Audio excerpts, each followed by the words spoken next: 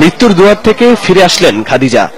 গণমাধ্যমের সামনে এলেন অনেকটা সুস্থ শরীর নিয়েই, হাসলেন মৃত্যুঞ্জয় হাসি। 1.5 মাস আগেও কেউ ভাবতে পারেননি বেঁচে যাবেন চরম নৃশংসতার শিকার এই কলেজ ছাত্রী। অনেকটা ভাগ্যের উপরে ছেড়ে দিয়েছিলেন চিকিৎসকরাও। বেঁচে যাওয়া আর সুস্থ হয়ে ওঠার অনুভূতি জানালেন খাদিজা।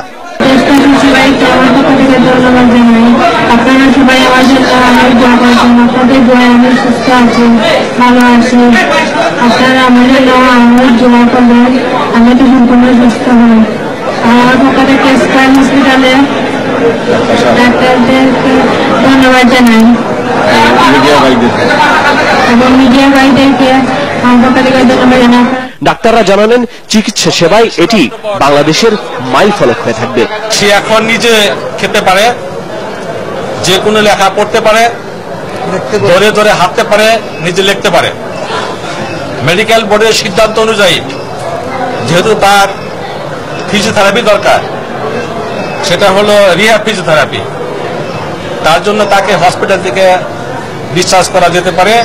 খাদিজাকে এরই মধ্যে রাজধানীর স্কয়ার হাসপাতাল থেকে ছেড়ে দেওয়া হয়েছে, তবে পুরোপুরি সুস্থতার জন্য নিতে হবে ফিজিওথেরাপি।